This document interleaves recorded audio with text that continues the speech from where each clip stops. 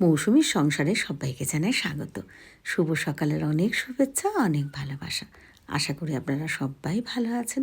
পুরো ভিডিও ভালো লাগলে একটা লাইক, একটা কমেন্ট আর একটা শেয়ার করে পাশে থাকবেন। এটা কিন্তু দেখছেন আপনারা শুক্রবারের ব্লগ। তো শুক্রবার বেশ সকাল সকাল শুরু করেছি ব্লগ, আর উঠে কিন্তু আমার অনেক কাজ সারা হয়ে গেছে।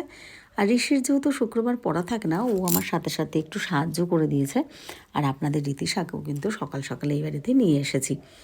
ভাবলাম থাক আমার কাছে এই দুদিন পর পর, কারণ ওষুধগুলো খাওয়ানো, ওষুধটা লাগানো বা ওরও একটু ভালো লাগবে আর আমারও একটু ভালো লাগবে, সেজন্য নিয়ে এসেছি। আর আজকে কিন্তু এমনি ওকে কোনো ভিডিও করাবো বা কিছু না।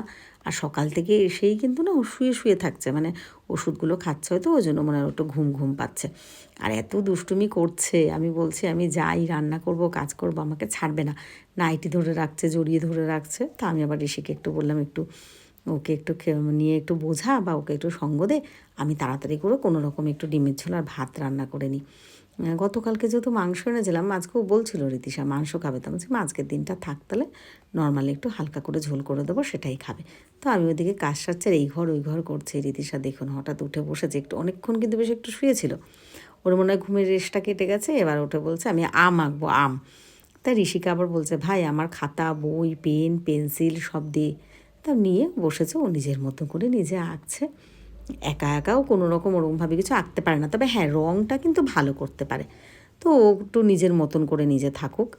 আর আমি এদিকে রান্নাঘরে এসে গেছি, কী ডিম আর আলু আলাদা করে সেদ্ধ করে নিয়েছি, ভাত বসিয়ে দিয়েছি একদমই ডিমগুলো। আর একটা কথা বলি এখানে, আমি না ডিম অনেকেই দেখি বেশ একটু কড়া করে ভাজে, মানে ওপরে একটা মানে মোটা কেমন যেন একটা উপরে শক্ত মতো হয়ে যায়। আমার কিন্তু একদমই ভালো লাগে না, আমি ডিম সবসময় হালকা করেই ভাজি, সেটা দেখতেই পেলেন। তো এবার কী করেছি, একটু পেঁয়াজ কেটে নিয়েছি, ওই একটা শুকনো লঙ্কা ফোড়ন দিয়ে, একটু জিরে ফোড়ন দিয়ে, ব্যাস হলুদ লঙ্কা, আর হ্যাঁ একটু চিকেন কারি মশলা কিন্তু আমি এর মধ্যে দিয়েছি। চিকেন কারি মশলাটা দিতে কিন্তু খারাপ লাগে না, মানে কি কালারটাও বেশ সুন্দর আসে আর খেতেও বেশ ভালো হয়। আমি জানি না আপনারা কে কে খান, আমার কিন্তু ভালো লাগে। মাঝে মাঝে আমি চিকেন কারি মশলাটা ব্যবহার করি।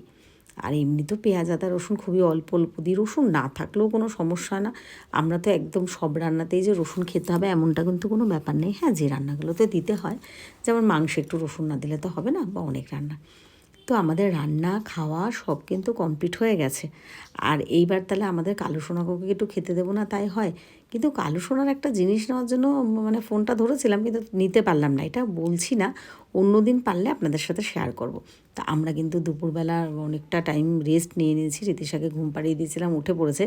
এইবার দেখুন যেই না বিকেল হয়েছে, ওর কিন্তু আর মন টিকবে না, এখনও দাদুর কাছে যাবে।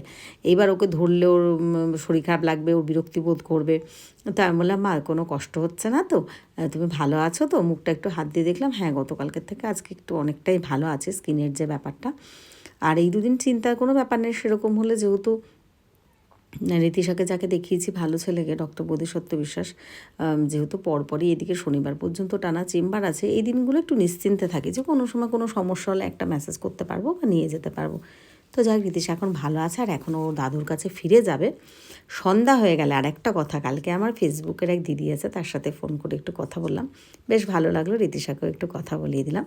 আর রাত্রিবেলা রীতিশা তো এবার ওই বাড়িতে চলে গেছে, অনেকটা রাত হয়ে গেছে, আমি একটু সুজি বানিয়ে নিচ্ছি। তো আজকের ভিডিওটা আমি এখানটায় শেষ করব। সবাই ভালো থাকবেন, সুস্থ থাকবেন, এইভাবে আমাদের পাশে থাকবেন। চলুন টাটা। আর হ্যাঁ, রাতে খাওয়া দাওয়া করে শুয়ে পড়বো। শুভরাত্রি।